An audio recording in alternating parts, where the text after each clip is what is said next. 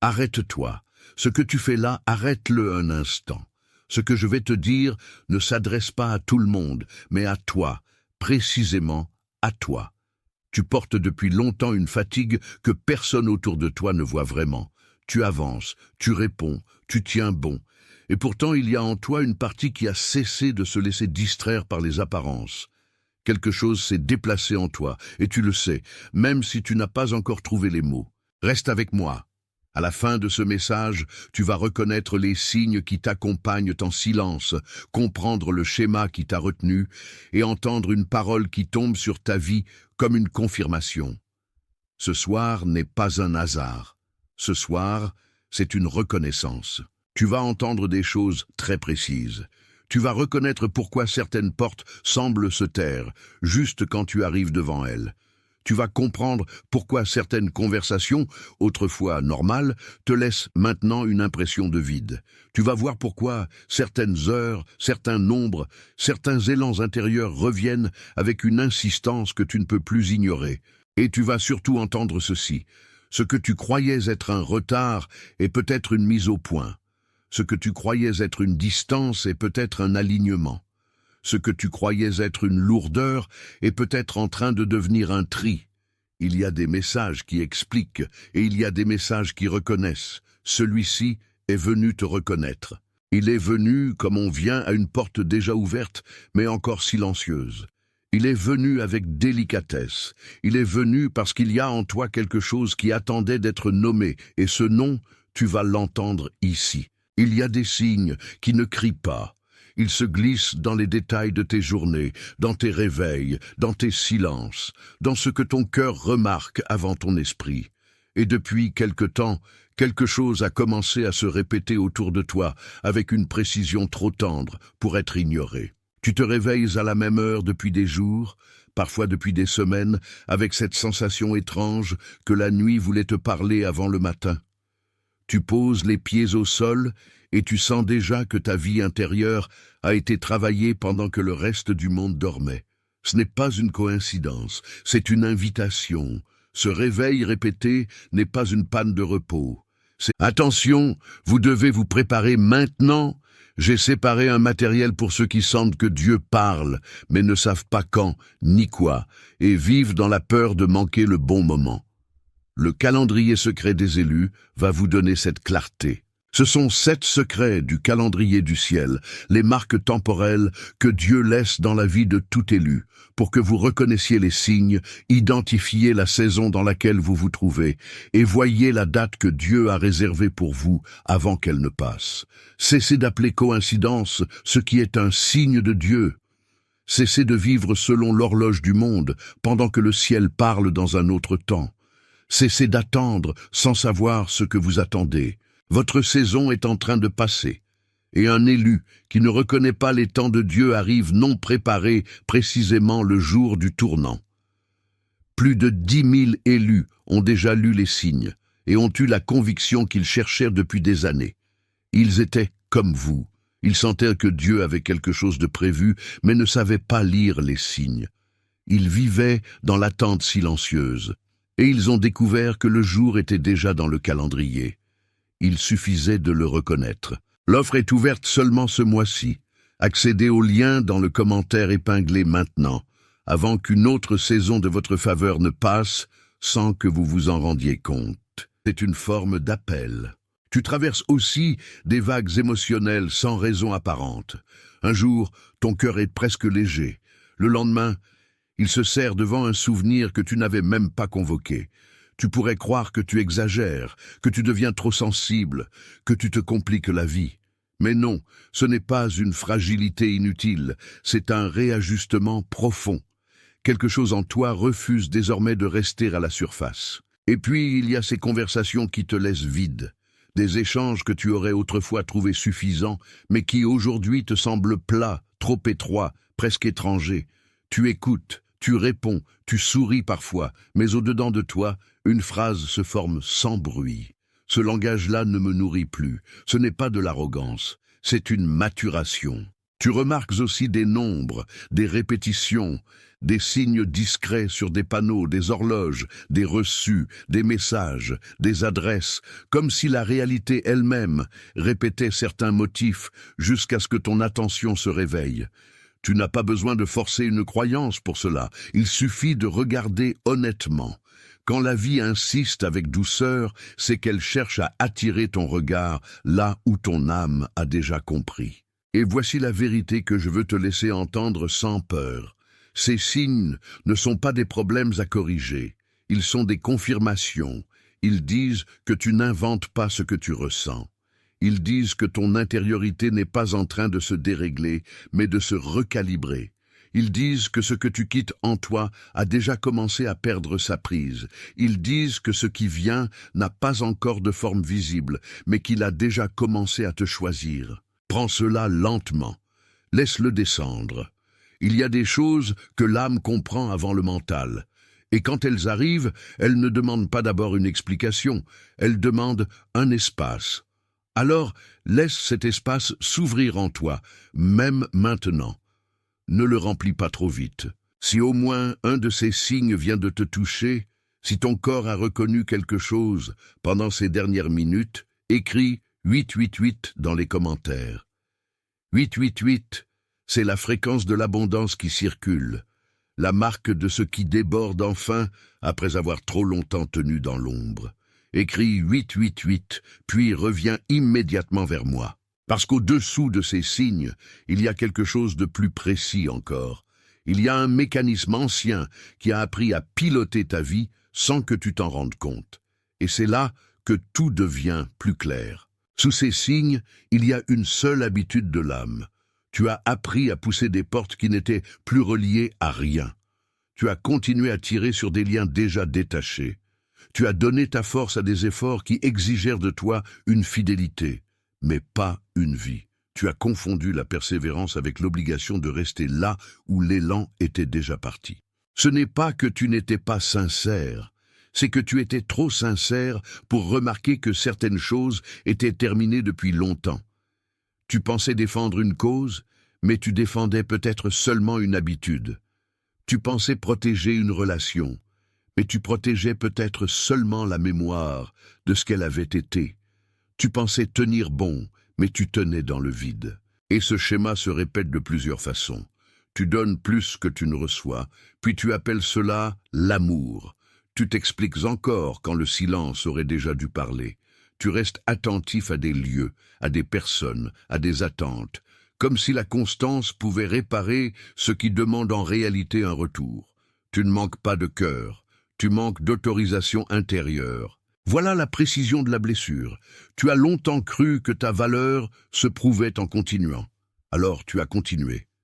Même quand cela t'évidait, même quand ton intérieur te disait doucement de ralentir, même quand quelque chose en toi savait déjà que le bon geste n'était plus de forcer, mais de voir, Et pourtant, je ne te parle pas pour te condamner. Je te parle pour te libérer de la confusion, parce qu'il y a une différence immense entre l'infidélité à soi et la fidélité à une histoire finie. Et toi, souvent, tu as été fidèle à ce qui devait être laissé. C'est pourquoi tu te sens parfois épuisé sans avoir donné l'impression de lutter. C'est pourquoi tu ressens cette fatigue particulière après avoir trop longtemps tenté d'obtenir de la clarté là où il n'y avait plus que de l'ambiguïté. C'est pourquoi ton esprit cherche des réponses pendant que ton cœur, lui, sait déjà qu'il est temps de quitter certaines attaches invisibles. Reste encore avec moi, parce qu'il y a une couche plus ancienne que ce schéma, et c'est là que la guérison commence vraiment à respirer. Imagine un jardin intérieur, un jardin ancien, caché derrière la maison de ta vie visible. Imagine un endroit qui t'appartient depuis toujours, mais où personne ne t'a jamais appris à entrer avec paix. Au commencement, ce jardin était vivant. Il recevait la lumière, il répondait à la pluie, il savait sa saison. Puis à force de survivre, on y a fermé des allées, on y a posé des pierres là où il fallait du passage, on y a demandé au sol de se taire, on y a couvert la terre trop tôt, trop vite, pour qu'elle ne montre pas ce qu'elle ressentait. Et ainsi, sans qu'on le dise à voix haute, Le jardin a appris à se retenir. Ce jardin, c'est l'image de ce que tu as porté. Tu n'es pas né fermé, tu n'es pas né prudent jusqu'à l'étouffement. Tu n'es pas né en demandant pardon pour chaque besoin. Quelque chose t'a appris, un jour, qu'il valait mieux pousser la vigueur de la croissance vers l'intérieur, la comprimer, la garder sous terre, la rendre invisible. Alors, tu as grandi avec une beauté contenue, une force contenue, une parole contenue, une joie contenue. Et de l'extérieur, cela pouvait passer pour du calme, pour de la maturité, pour de la maîtrise. Mais à l'intérieur, le jardin savait qu'il respirait moins qu'il ne le devait. C'est pour cela que tu t'épuisais à être solide. C'est pour cela que tu apprenais à ne pas trop déranger. C'est pour cela que tu sentais parfois une tristesse sans objet précis, comme si une partie de toi appelait depuis sous la surface. Ce n'était pas un défaut de caractère, c'était une racine qui demandait à revoir le ciel. Et voici ce que le jardin révèle. On ne t'a pas seulement demandé de survivre, on t'a appris à confondre la survie avec l'identité. Tu as peut-être grandi dans des espaces où l'on respectait la force, mais pas la sensibilité, où l'on honorait la fonction, mais pas la douceur, où l'on célébrait la tenue, mais pas la vérité intérieure. Alors tu as fait ce que les êtres brillants font souvent. Tu t'es adapté.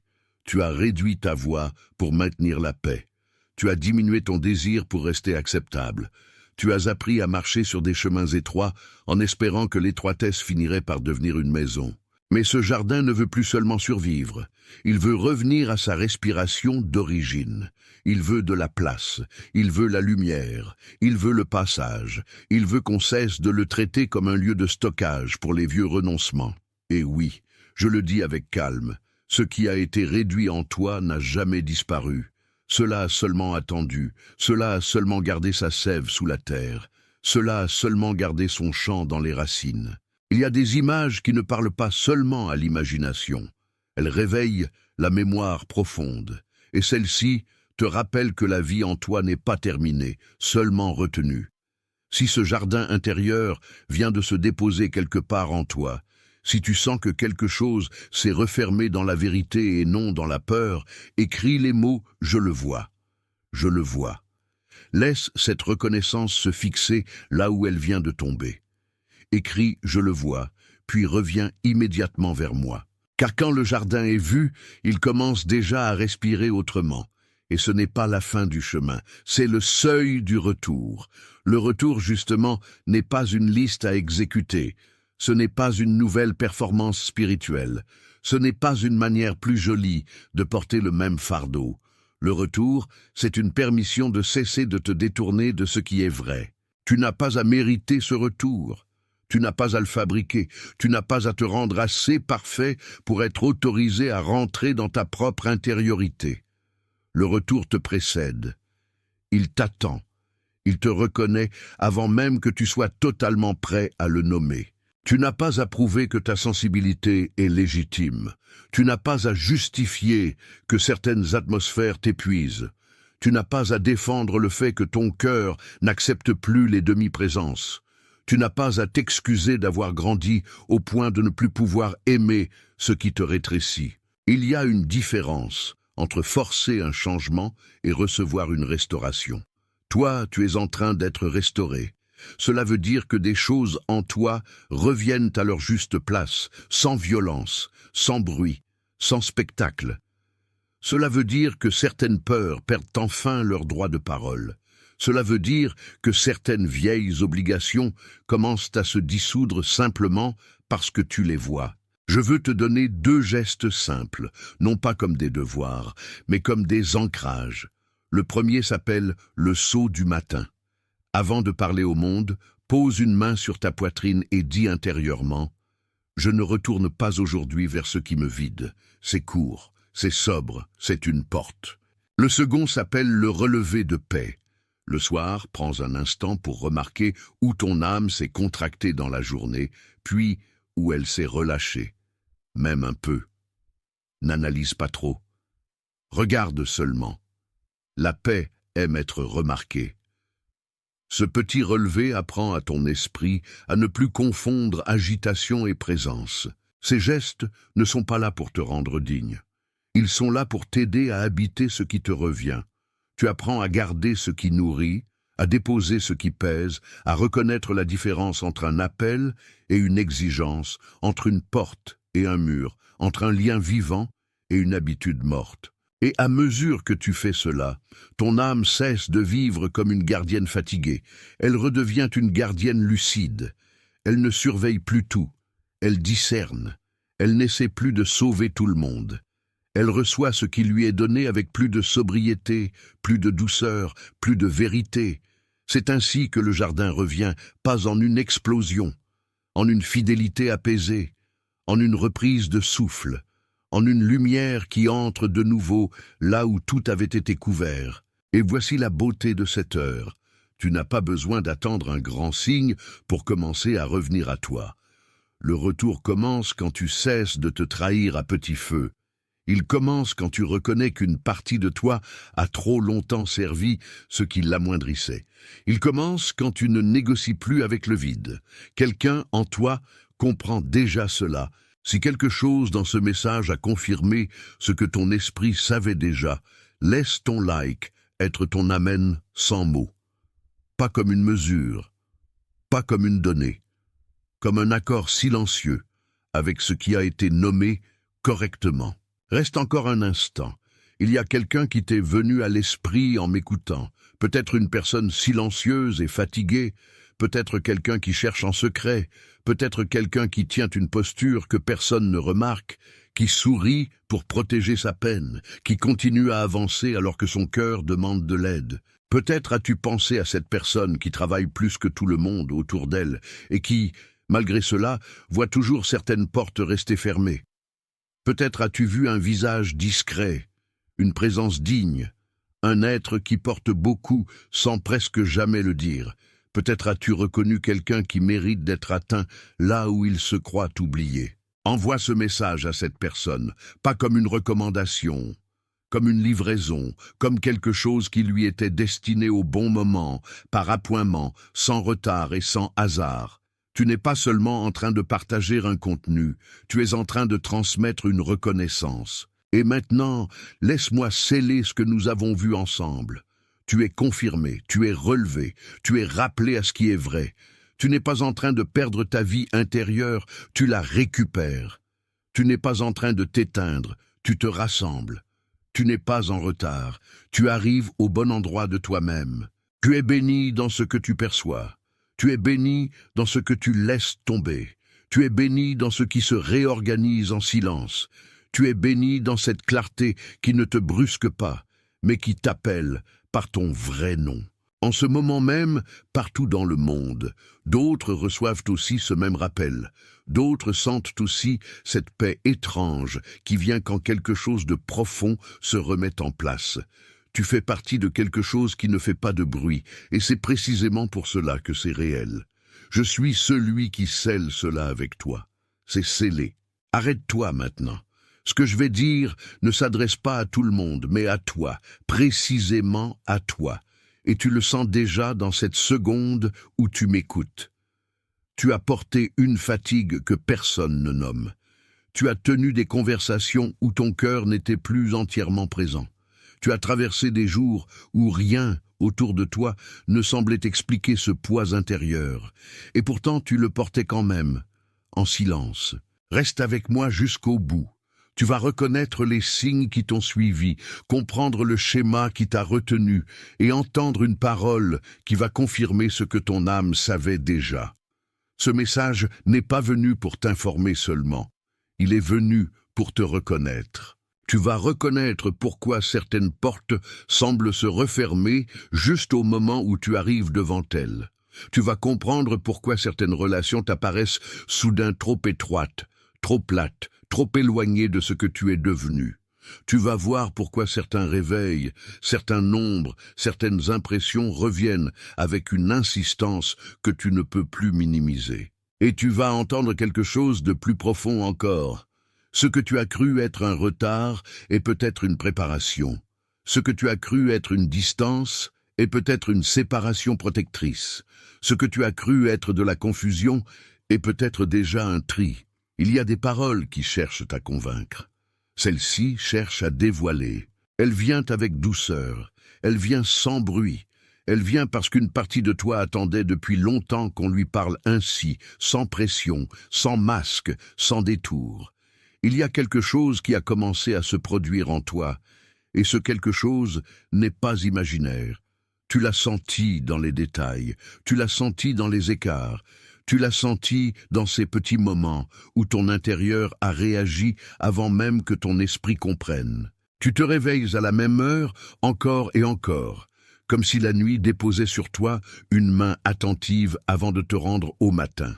Ce n'est pas seulement de l'insomnie, ce n'est pas seulement du hasard.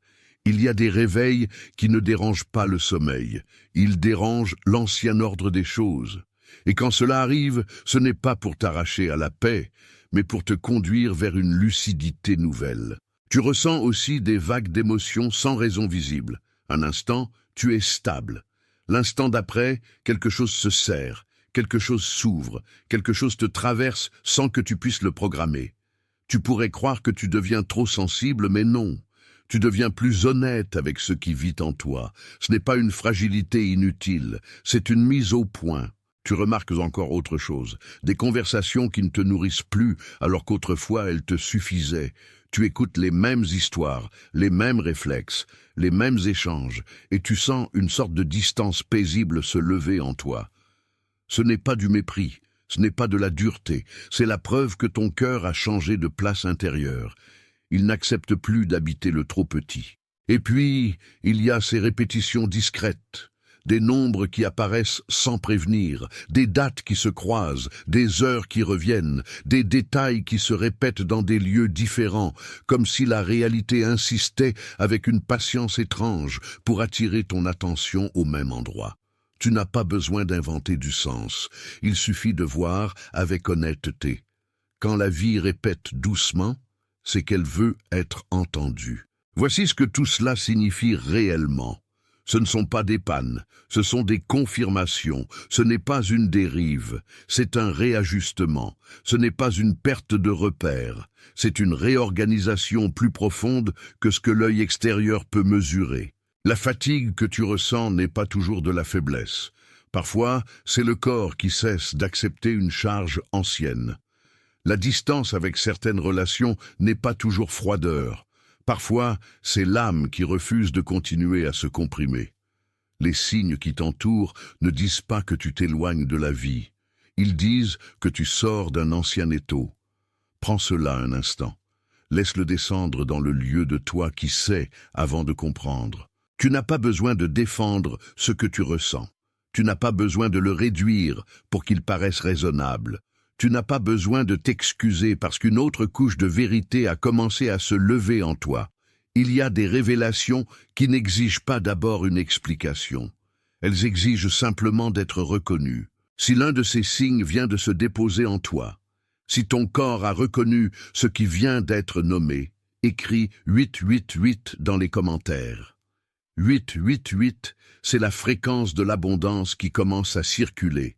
Le signe que quelque chose en toi cesse enfin de manquer à soi-même.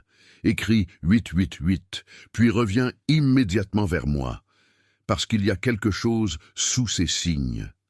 Et ce quelque chose est plus précis encore. Sous tout cela, il y a un seul schéma. Tu as appris à continuer là où la vie avait déjà retiré sa présence. Tu as appris à pousser sur des portes qui n'étaient plus reliées à rien. Tu as appris à faire encore un effort, puis encore un autre, comme si la fidélité consistait à rester là où l'élan avait disparu. Ce n'est pas parce que tu étais aveugle, c'est parce que tu étais sincère, tu voulais être loyal, tu voulais être solide, tu voulais honorer ce qui avait compté, mais à force d'être loyal à une structure qui s'était vidée, tu t'es parfois épuisé à entretenir ce qui demandait déjà à être quitté. Voilà le cœur du schéma.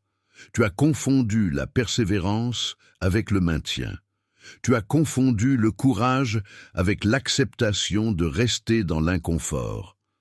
Tu as confondu la profondeur avec l'obligation de continuer à porter ce qui te diminuait. Et ce schéma s'est glissé partout, dans tes attentes, dans tes relations, dans tes projets, dans ta manière de t'expliquer, dans cette habitude de te demander si tu n'exiges pas trop, alors que tu demandais seulement de la vérité. Tu as souvent appelé patience ce qui était en dessous une retenue de toi-même. Je veux que tu comprennes cela avec douceur. Tu n'as pas été mauvais, tu n'as pas été naïf, tu n'as pas été en retard sur ton propre destin. Tu as simplement passé trop de temps à soutenir des choses qui ne soutenaient plus ta vie intérieure. Et cela a un coût. Le coût, c'est l'épuisement discret. Le coût, c'est la sensation de donner beaucoup sans être nourri en retour. Le coût, c'est cette impression que tu dois te réinventer sans cesse pour rester accepté. Le coût, c'est de devenir familier avec le fait d'endurer au lieu d'habiter. Mais je ne te parle pas pour te condamner, je te parle pour te libérer de la confusion, parce que le schéma n'est pas ton identité, il est une habitude apprise. Et ce qui a été appris peut être vu. Ce qui a été vu peut être desserré. Ce qui a été desserré peut commencer à te rendre ton souffle. Reste encore. Il y a une couche plus ancienne que ce schéma, et c'est là que la vérité devient plus tendre encore. Imagine un arbre ancien. Pas un arbre décoratif, pas un arbre vu de loin dans un paysage plat, mais un arbre vivant, profondément enraciné, qui a traversé des saisons de vent, de sécheresse, de silence et de reprise. Imagine que cet arbre, un jour, a eu ses racines recouvertes trop tôt, trop vite, comme si l'on avait voulu protéger la terre en empêchant la terre de respirer. Au-dessus, les branches tenaient encore. Le tronc restait debout. De loin, on aurait pu croire que tout allait bien, mais dessous, dans l'obscurité des racines, quelque chose avait appris à se retenir. Quelque chose avait appris à ne plus envoyer toute sa sève. Quelque chose avait compris que montrer sa vigueur pouvait attirer la coupe, la pression, l'attente, le trop plein d'exigences. Alors l'arbre a continué, mais en diminuant sa propre musique. Il a gardé sa force en réserve. Il a plié ses rameaux pour survivre aux saisons. Il a gardé des feuilles là où il aurait voulu des fruits. Il a accepté de vivre en mode réduit, non parce qu'il le voulait, mais parce qu'il avait compris, à tort, que c'était la seule manière de durer. C'est cette image qui parle de toi. Quelque chose en toi a appris très tôt à se contenir pour rester en sécurité. Quelque chose a appris à retenir la sève de sa voix, la sève de son désir, la sève de son élan. Quelque chose a cru qu'il valait mieux être discret que vivant de tout son souffle. Et c'est ainsi qu'une fréquence a été ralentie, pas détruite, ralentie. Une voix a été poussée vers l'intérieur, pas supprimée, poussée vers l'intérieur. Une joie a été tenue sous le niveau du visible, pas éteinte, couverte par prudence. Peut-être as-tu grandi dans un lieu où l'on valorisait la force, mais où la tendresse devait se cacher. Peut-être as-tu appris qu'il fallait être utile avant d'être libre. Peut-être as-tu compris, sans qu'on te le dise, qu'il était plus sûr de garder pour toi ce qui te faisait vibrer. Alors tu t'es ajusté, tu t'es discipliné, tu as réduit tes élans pour ne pas déranger, tu as raboté ta sensibilité pour ne pas être jugé. Tu as laissé une part de toi sous terre pendant que la part visible jouait le rôle de celle qui tient bon. Mais l'arbre n'a jamais cessé d'être arbre, la racine n'a jamais cessé d'être racine, la sève n'a jamais cessé d'exister. Et maintenant, écoute bien ceci. Ce que tu nommais parfois fatigue était souvent la racine qui demandait à revoir la lumière. Ce que tu nommais prudence était parfois une ancienne protection devenue trop petite. Ce que tu nommais maturité était parfois une belle force, oui, mais une force qui avait trop longtemps porté le poids de se taire. Il y a des silences qui protègent, et il y a des silences qui enferment. Toi, tu es en train d'apprendre la différence. L'arbre commence à bouger à nouveau, pas par agitation, par respiration. Il commence à reprendre le rythme de sa propre profondeur. Il commence à sentir que la terre n'a plus besoin d'être tenue en apnée pour être fidèle. Il commence à comprendre qu'il peut survivre sans se mutiler. Et cela, pour toi, est une très grande chose, parce que quand une vie longtemps contenue commence à bouger de nouveau, elle ne demande pas la permission de respirer. Elle respire. Si cette image a touché un endroit profond en toi, si quelque chose s'est verrouillé dans la vérité au lieu de se fermer dans la peur, écris les mots « Je le vois, je le vois ». Laisse cette recon.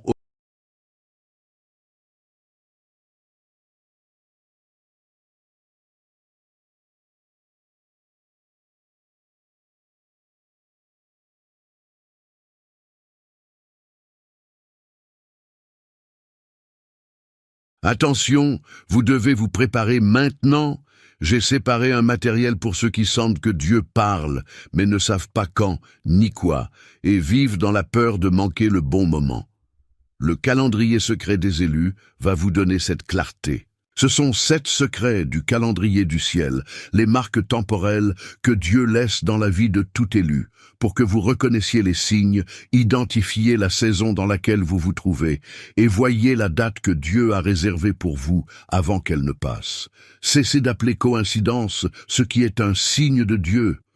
Cessez de vivre selon l'horloge du monde, pendant que le ciel parle dans un autre temps. Cessez d'attendre sans savoir ce que vous attendez.